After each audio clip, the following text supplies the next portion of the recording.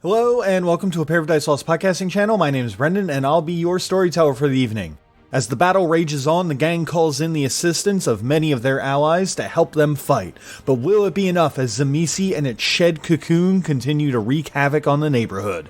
This is Exalted vs. World of Darkness, Friendly Neighborhood Exalts, Episode 34, The Battle for Brooklyn, Part 4.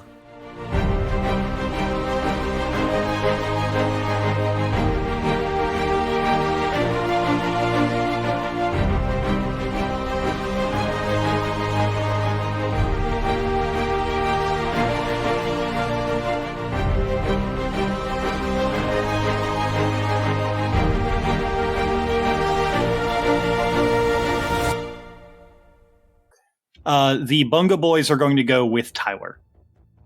Yeah.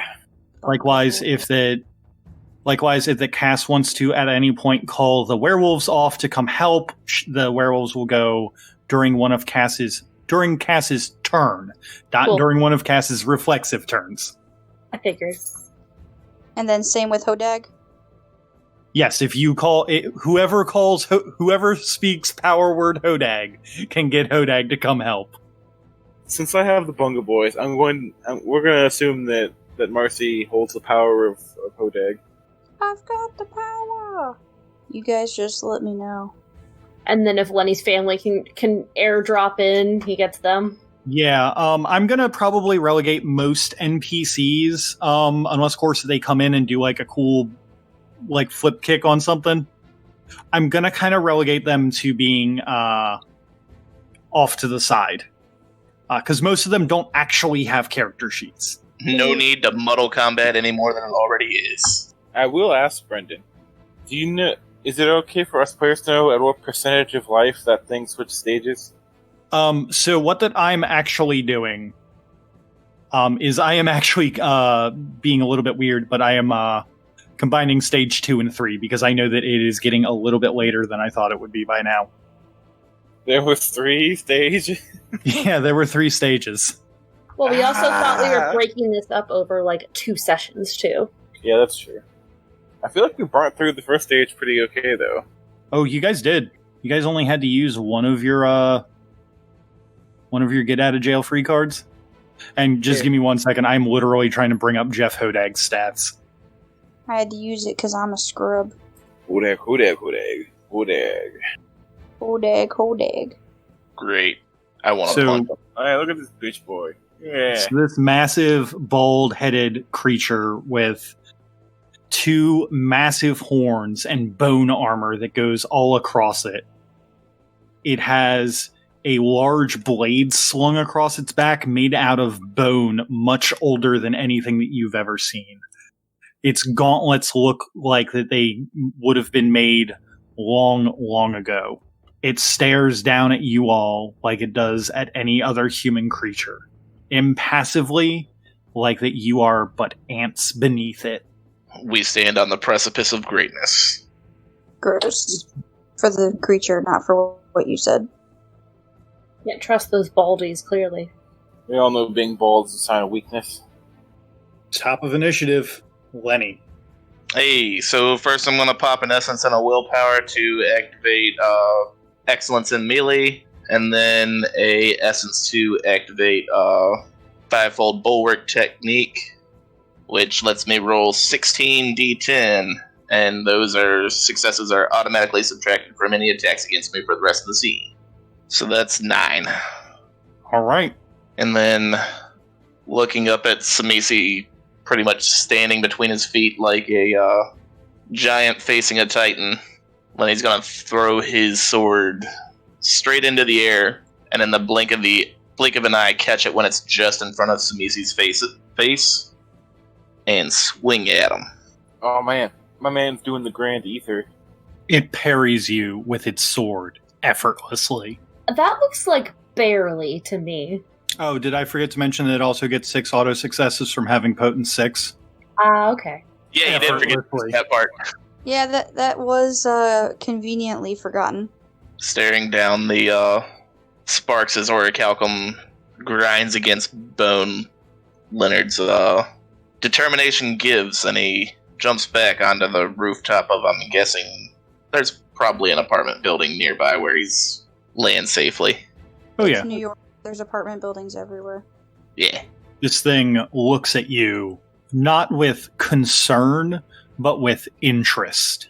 And you can hear in your mind, Oh, finally, a fighter worth my time.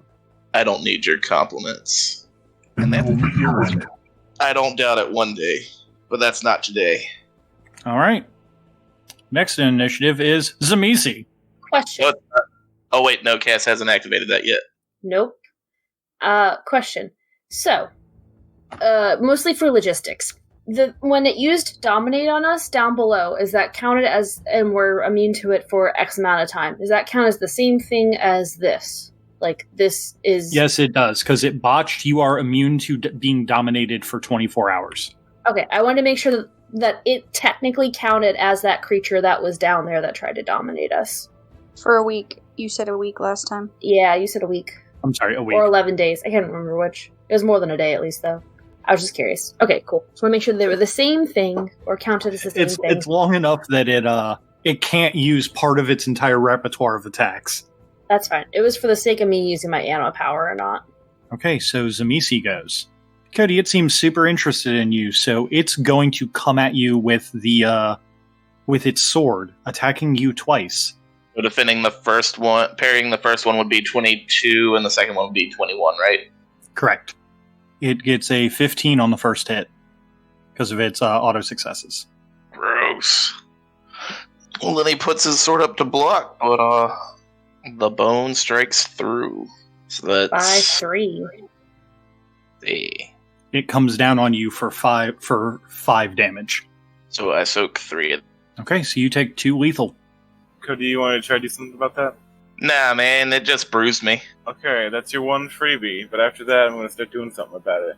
Okay. It comes to swing around on the back on the backswing at you again, Cody. Now here's the question. Do we focus Tzimisce, or do we worry about the mass of flesh? My goal is going to be to kind of like tie up Tzimisce and have the Bunga boys tie up the massive flesh. Okay, because my thing is, like, it's one of those things that if you just kill the boss, the encounter ends. But it's kind of the same thing in this instance. Yeah, but you got to manage the ads too, though. Yeah. So as the sword comes in to strike at Leonard, Leonard raises his blade and stops the bone sword from getting any further. That same trick ain't gonna work twice. That was just a distraction. With celerity 3, it comes in for its final attack on you. Its other hand opening up as it comes in to grab at your small form as multiple tendrils come out with mouths on them. Oh, so would you say we're getting into a clinch? Oh no. I would not. Damn it. They're basically going in to bite you. Gotcha. Quick, Lenny, use the power of your blood. Ooh. No, that does hit. Okay. Oh boy. This thing comes in and the tendrils come in to bite you. Hey, buddy, do I have to activate my thing before you roll damage or after? The get out of jail free card? Not quite. Apply anesthesia. You don't have it written up at when I have to do that, but it does say it has to be either parry or dodge. Yeah, sure. I'm down. I'm down with that. I feel like that should be a reflexive thing, basically. Yeah, okay. So what do you have? 13, and you need to have how much? I would need to have 18, so I'd need to add 5 to it. That's 4. Hey, that gets it down to a manageable number. That's 5, isn't it? Oh, no, you're right. It is 4. Thought I had another bonus. I guess I am wrong. I guess I don't. Well, you technically don't have Through Dead Eyes up right now, but once Right. it's your turn again, you'll get that back up. Yeah, sure. So did you add the accuracy in? Oh, does that apply? It should. It's technically a weapon attack. Then no. Hey! Okay, cool. I will take that as that you throw a random medical instrument at this thing right before that it smacks Cody. I like to think I just throw like a bone mallet and it just smacks him in the palm and he loses his grip for a second. Lenny looks down in the direction of where the bone mallet flew from. Thanks, Blood. That was about to be you really helped me out of a pinch. Liv is going to do the whole, 2-finger salute thing and not say anything. All right, so that is all of its turn. Okay. For the sake of not being at full power trying to go after Tzimisce, I'm probably going to go after Massive Flesh to start out with until I can get everything up for it. So I'm going to activate my Warrior and my my fun Range Charm. Sounds good. And is there any fire around here right now, or what all is around us? There's water, fire. Some buildings are beginning to smolder. There's smoke. There's sunlight. There's sunlight, you say? Yes. You notice that this thing seems perfectly fine in the sunlight. Interesting. How wonky am I allowed to get since this is a final boss fight? As wonky as you want. Is there a car nearby? Yes. Yes. Cool. I'm basically gonna be like, alright, well, and I touch the car. It takes it a moment, but it slowly shifts to look like an arrow with a little car on the end for like the arrowhead. So I line it up with the bow and aim for the massive flesh. I release it, and right as it's about to make impact, it just kind of explodes into the giant car and rams right into it. I'm going to definitely say that is worth minimum 8 damage. I got to hit first. 7. All right. Since this thing is so big, it is able to parry. Like physical objects. Because it has tentacles. 8. 5. But since Tzimisce is no longer attached to it, it does not get the bonus of potence. So that means they'll get 10 damage, right? Yes. Which means that it also doesn't get the bonus of fortitude, and it also doesn't get the bonus of being able to fleshcraft. Hey, 2 car damage. It's still really good at soaking, though. Apparently. The car just smashes into the mound of flesh and explodes. There will be damage for that later, at the end of the round, as it stays within the fire. I think that's fair. All right, next on initiative is I believe Cass. Yep. You all, by the way, while this is all happening, you all can hear the howling of werewolves off in the distance as they begin chopping and destroying the flesh that has decided to go looking for food. Alright. Well, since the car didn't seem to work, even though it was a nice little explosion, is there a tree nearby? If not, I'm just gonna use fire.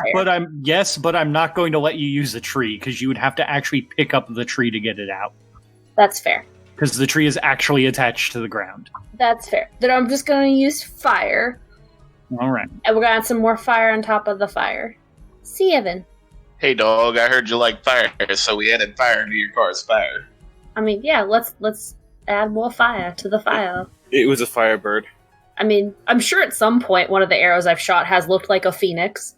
This thing does not have a dodge roll, so go ahead.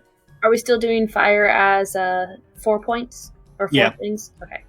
Jeez. Great time for the dice roller to just be like, screw yourself. However, since this thing does not have the bonuses of fortitude anymore, fire now can't be soaked. Ooh.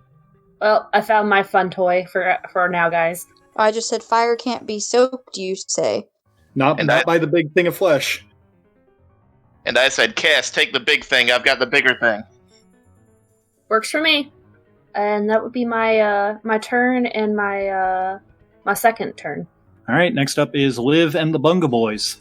All right, I'm gonna get spicy. I'm spending a total of 5 essence to activate 2 different charms. Because it's 2 charms per turn, right?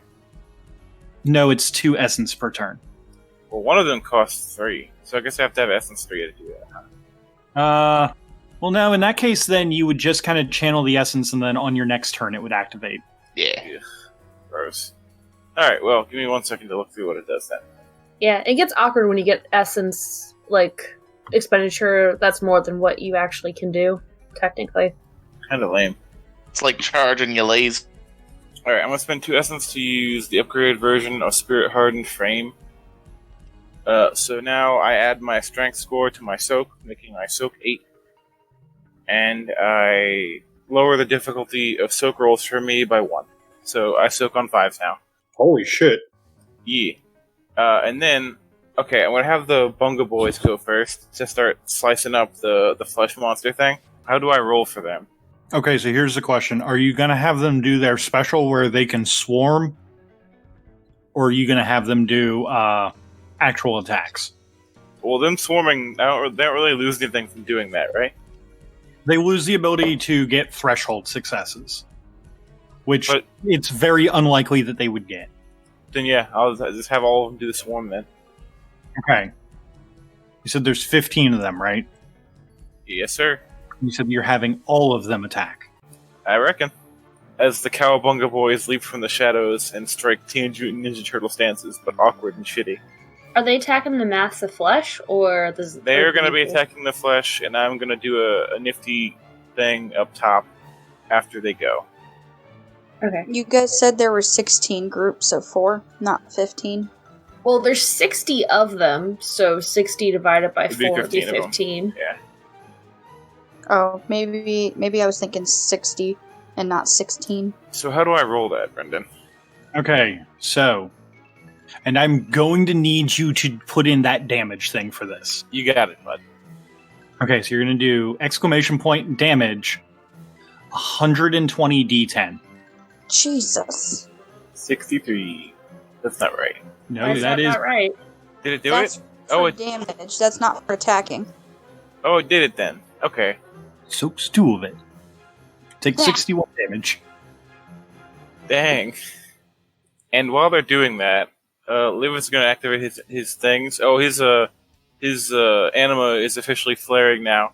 As the cold, discolored, unbeating heart that is his anima is now very clear.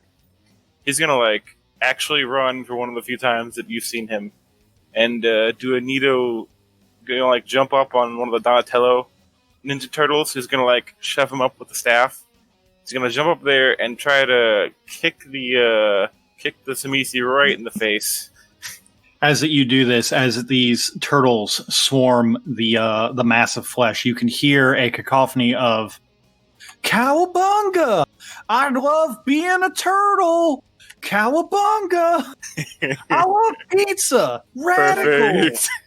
Perfect. Dude. That's crumpet. Not you got to understand what a crumpet is to be able to play cricket. Splinter! Hell yeah, dude. Single time that you touch them, they repeat a line from the popular Teenage Mutant Ninja Turtles franchise from the 90s. It's turtle time. And I guess I'll hop up there, and I said I'm going to kick him, but I'm going to try to, stab him with the scalpel. You're stabbing actual Tzimisce, or are you stabbing the flesh? Actual Tzimisce. Okay. Also, I've been forgetting to add Yeti arm bonus strength. Please do that. Yeah, I count 7. as do I. Actual factual Tzimisce is going to take his hand that he tried to smack Lenny with and try and bat you away. It does not bat you away.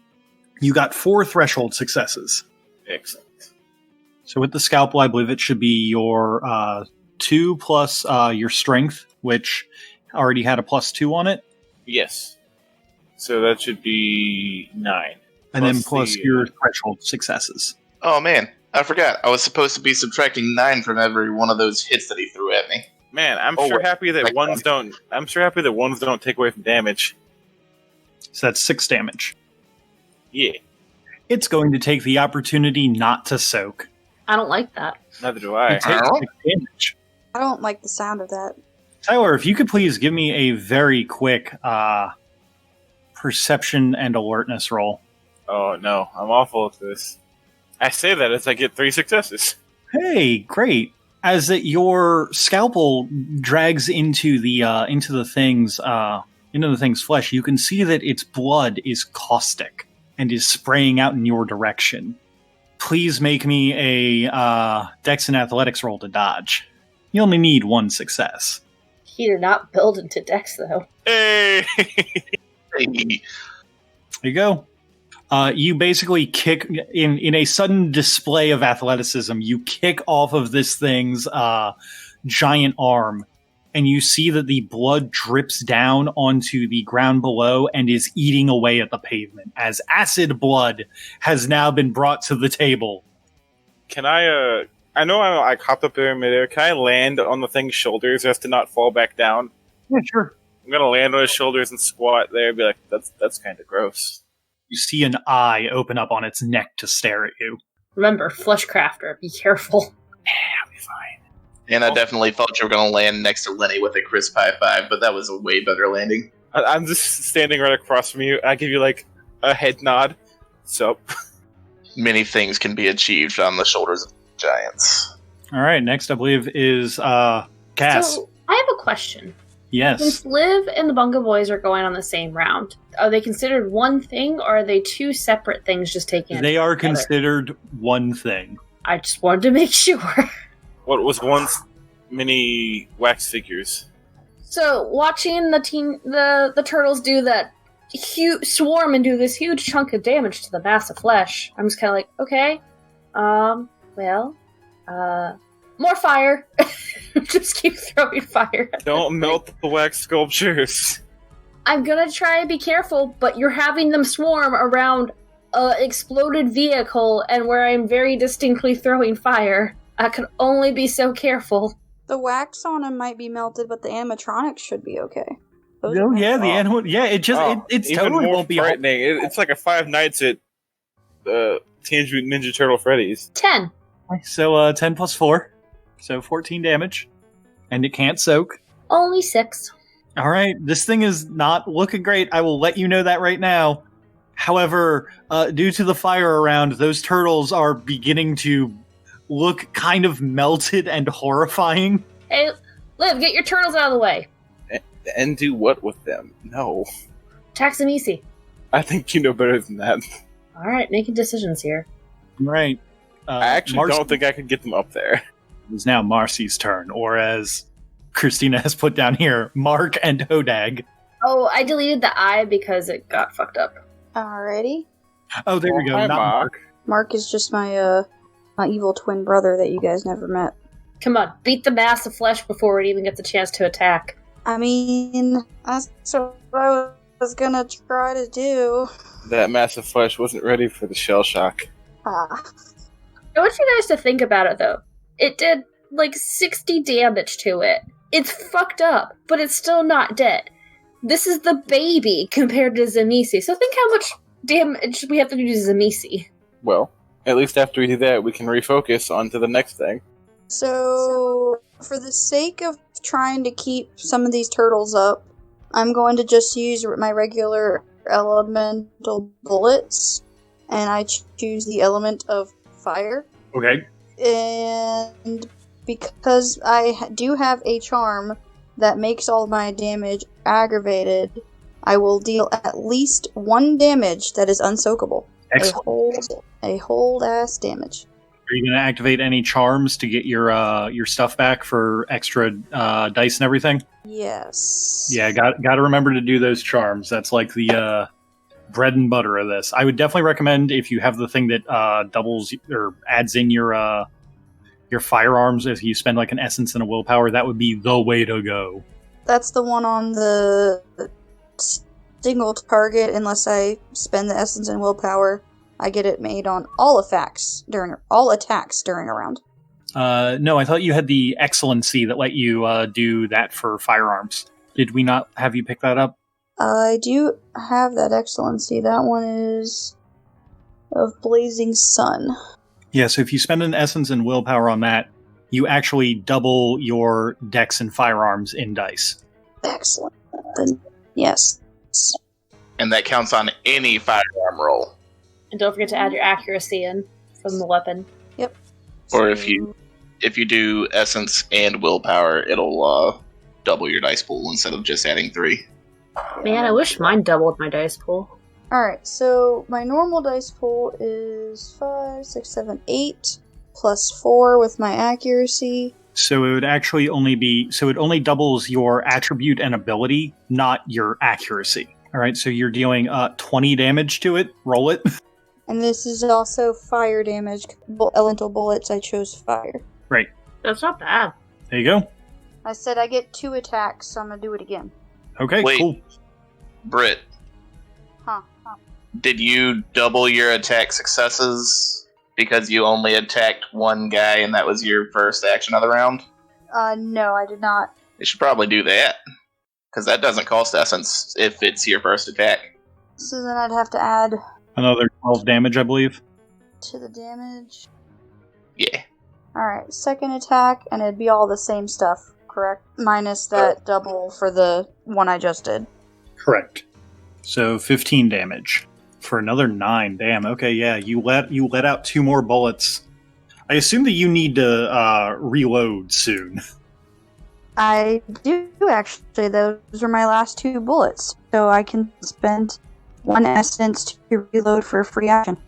It's from the weapon, right? Okay, so it takes that much more damage. That thing is not looking good. I will let you all know that. Should I just go ahead and roll then? Yeah, that sounds good. Is this against the massive flesh?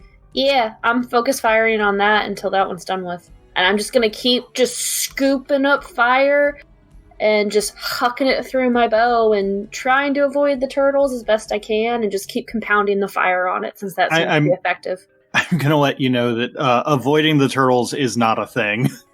There are too many of them. I can still try. Wow, only 5. Next up is the mass of flesh. Damn it, I wanted to make it so it couldn't go. So this thing is going to do 2 things on its turn. First, it's going to roil the mass of flesh on it and try to eject the turtles from it. Not the turtles. The flesh is attempting to cow the bongo. Tyler, if you could please roll 5d10 for their defense. Damn! Get the fuck out of here! Bongo will not be cowed. Get absolutely bodied. Ugh. The animatronics somehow managed to cling on.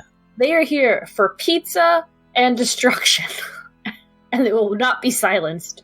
And then, for its second attack, a massive tendril is going to come out and grab a nearby building and try to topple it on top of Cass and Marcy. I'm also going to try and dodge. Great. I love it. 14 successes. Can you dodge? Probably not, but let's find out. Oh no. Oh no.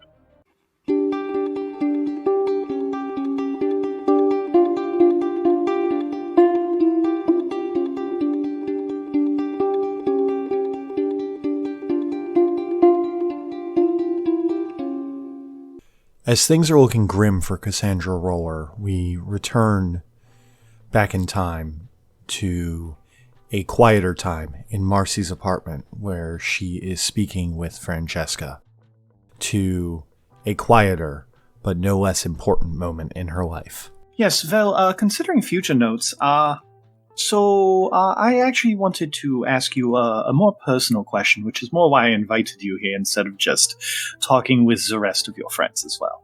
Oh, this isn't business? And she's just gonna sip her tea. It's always business with me, but this is more personal business. She kind of just sits there and crosses her legs and kind of like looks at you in that kind of... The best way that I can describe it is like her hand comes up to her mouth, and she kind of almost looks like that she is a wolf eyeing up her prey. Mm-hmm. Well, you see, with my interactions with you and my posting to keep an eye on Marcy, I've been promoted to head recruiter for this local district, and I was wondering, once all this clears up, maybe you would want to come and work in the office with me. You seem very good at paperwork. It's just a sense that I get. So you want me to come and work for your group who tried to essentially take us captive? Yes, I would say that is an accurate assessment. It was a bad choice on my part, but I'm doing my best to become more amenable to the needs of potential recruits. So what do you say? Okay. How about this? Why don't we gamble for it? It's all right, then. Same game as before. 2d6. We'll keep it super simple. The best of 3 rounds. All right, then. She pulls out a pair of dice from her sleeves. Cass pulls out her lucky coin. Was it a pair of dice lost? Technically, they were lost. Oh! Dan, you Podcast! you beat me to it. Roll credits. The shameless self plug. Gotta be Oh, quicker than that, old man. They said the title. Damn you, youngin. Yeah, when this episode airs, I'm gonna just replace our entire. I'm gonna just replace our fucking logo with the Leonardo DiCaprio meme of him just pointing, and it's like, oh, they said it. But yeah, Cass is gonna pull out her lucky coin and hold it. Heads or tails? I shall take heads. It is tails. All right, then you go first. Actually, I get to choose, so you can go first. All right, 2 and a 6. How fortuitous. Weird. I also got a 2 and a 6. Oh, that is weird. I wasn't trying to make that happen. Go ahead. Ooh, 5 and a 4. Nice. Oh, a 3 and a 4. That's so unfortunate for me. Cass is just gonna flick her hands real quick and rewind. So to the beginning of that roll again. 5 and a 4. However, No, beginning of her roll. To the beginning of this particular round, I guess I should say. right. So it actually doesn't. It changes your actions, not the other person's actions. That's fine. I'll re-roll it. Yes, no matter what, she was always going to roll a 5 and a 4. But when she says it, she goes, "Oh, 5 and a 4. Wait, Oh, that's unfortunate for me. Oh well. You're up by 1. She scratches at her chin idly, thinking and feeling like that she's had this moment before. You're around. 2 and a 3. Not so lucky for me. 6 and a 1 for me, so we're tied. So then this will decide it? You said best 2 of 3, right? This one will decide it. 4 and 3, average 7. Unfortunate. Huh, a 3 and a 3. And, I can do it again, right? I can Yes, rewind. you can do it. You can do it one more time. Okay, so she's gonna rewind it one more time. When you go to roll the dice this second time, she does grab your hand, but they still roll. Oh, that Oh was no. rude. In my hand. Can't really roll that well when you do that. Yes, well, I did notice that you're causing little bits of reality deviancy. I'll let you roll again, but please cease mucking about in the time stream. I want to make sure you're staying sharp, head director. Ooh. She releases your hand, and then you beat her with an 8. It's like I win. So I'll consider your proposal. Well then, I appreciate it. We look forward to your answer. I think once all this matter is tended to, it'll be an interesting conversation. And with that, you can probably exchange a little bit more pleasantries with her.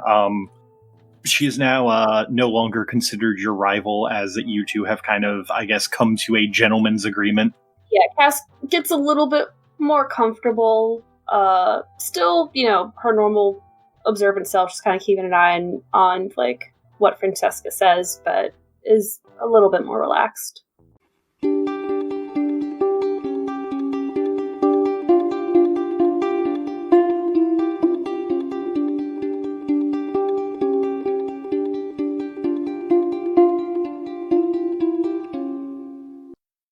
Hey, Brendan, I have a question because I might actually get to use this ability now.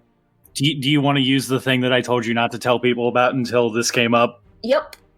And I've got a good thematic for it if you'll let me. Yeah, I just want to see what Brit rolls. Okay. What was it to dodge again? Dex and athletics.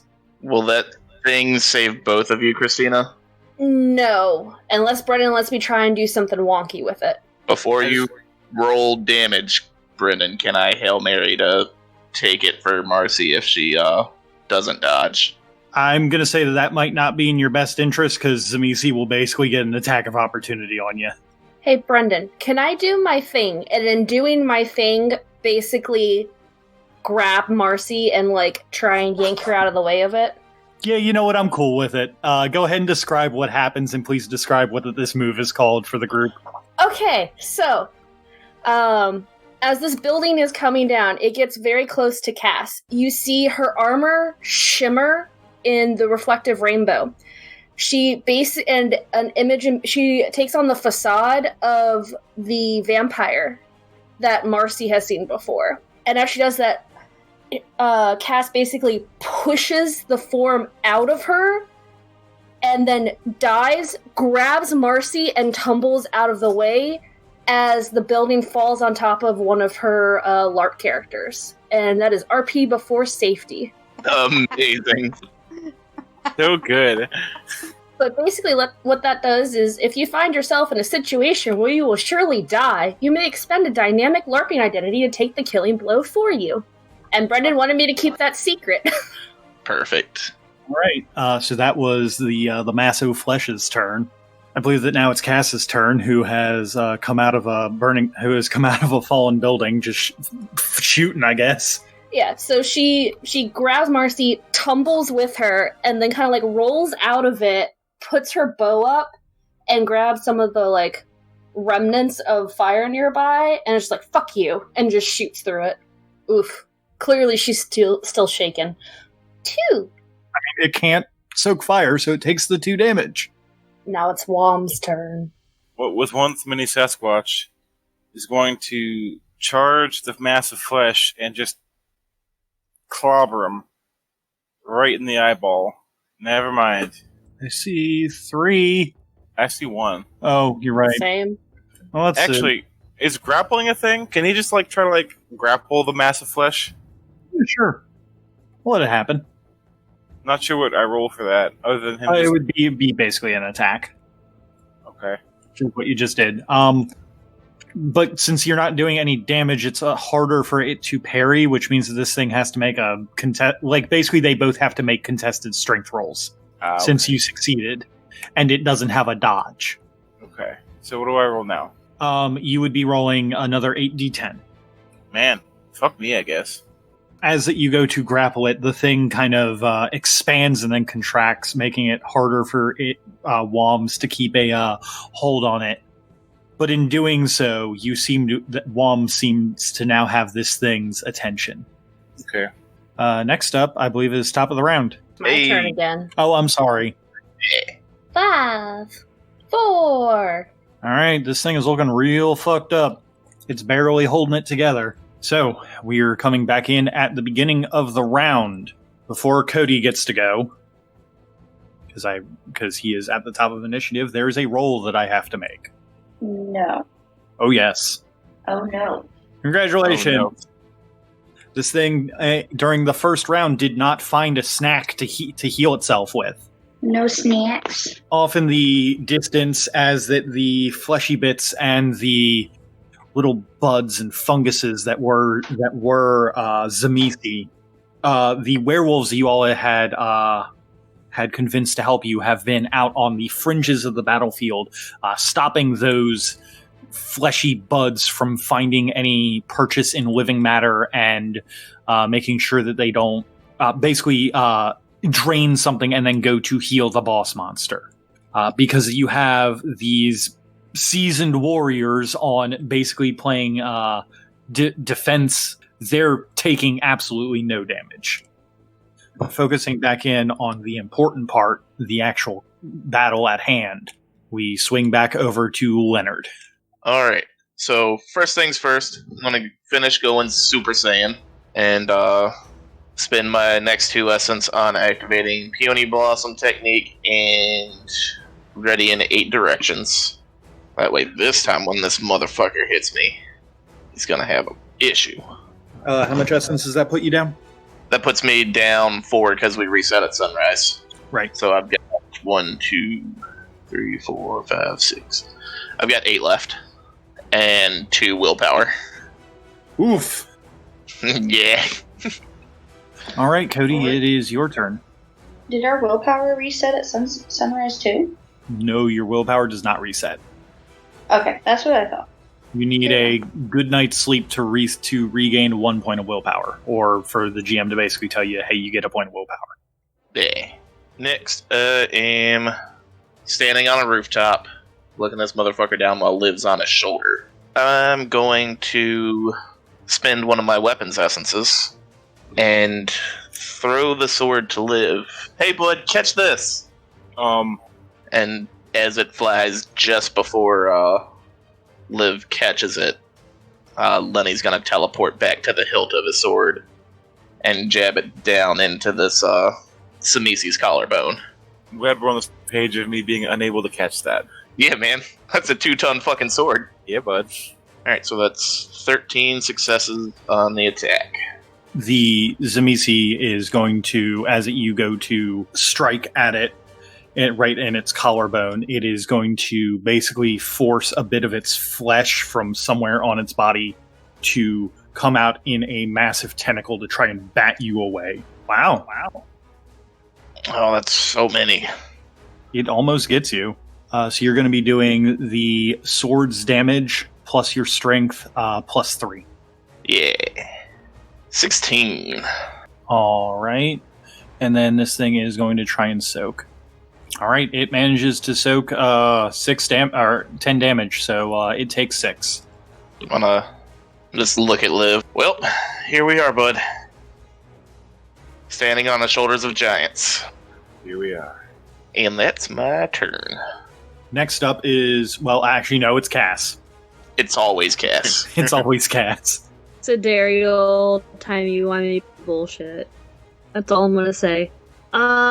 Okay, so question. We have taken out the mass of flesh at this point, right?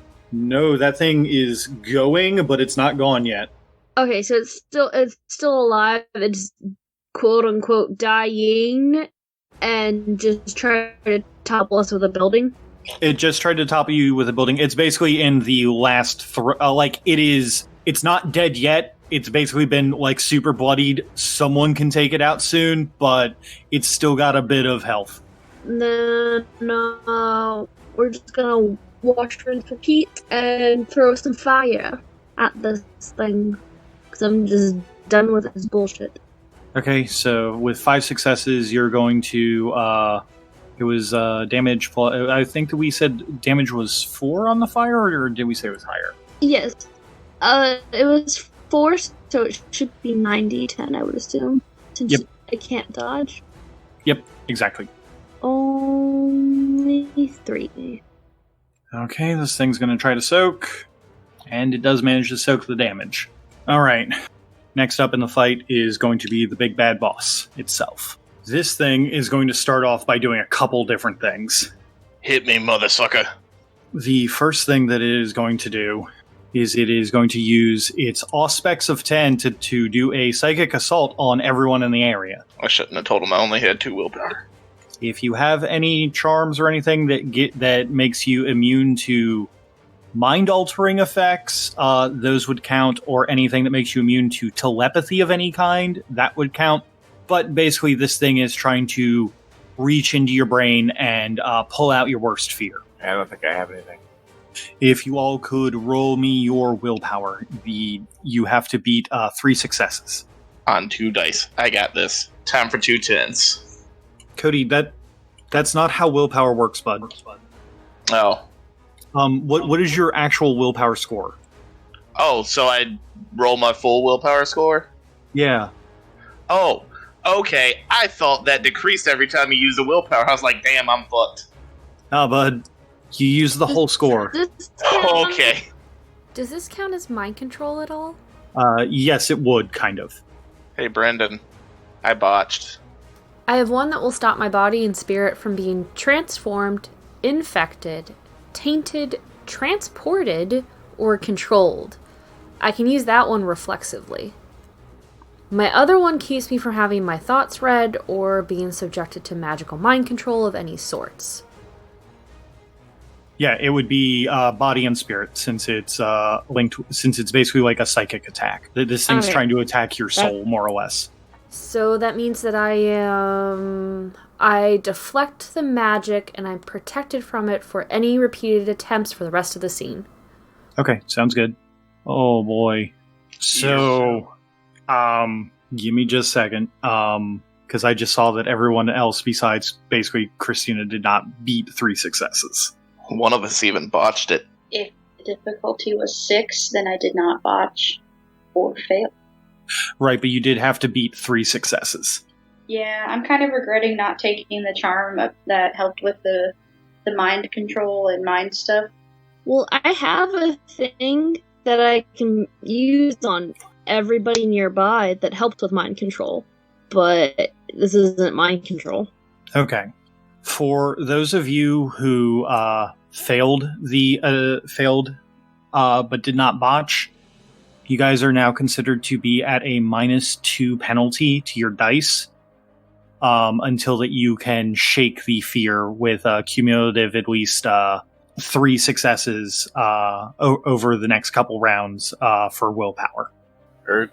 This thing is basically giving off a gigantic, fear aura. Rude. So does that mean we have to roll for willpower before each of our turns? Yes, on your turn, it would basically be making a willpower roll. You can still act and still take the willpower roll, but if you don't get up to a total of 3 successes over time, you still have that -2. Gotcha. For those of you who botched, which is basically Cody, you are currently at a -4 dice penalty, and you cannot make a move except to defend yourself until that you come out of this.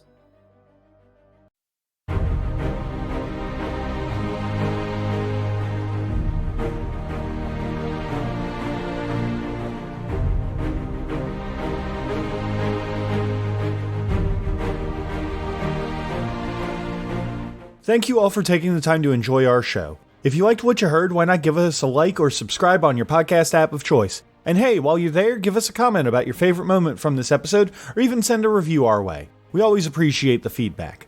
Speaking of feedback, if you'd like to contact us, you can do that in a few ways. We are apairofdicelost on Twitter, apairofdicelost podcasting on Facebook, and if you're old-fashioned and wanted to send an email, you could send that to apairofdicelost@gmail.com. The theme song for this campaign is Epic Blockbuster 2 by Raphael Crux.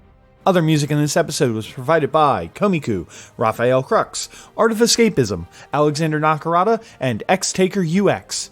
And finally, for making it this far, I saw that cool thing you did, so have some stunt dice.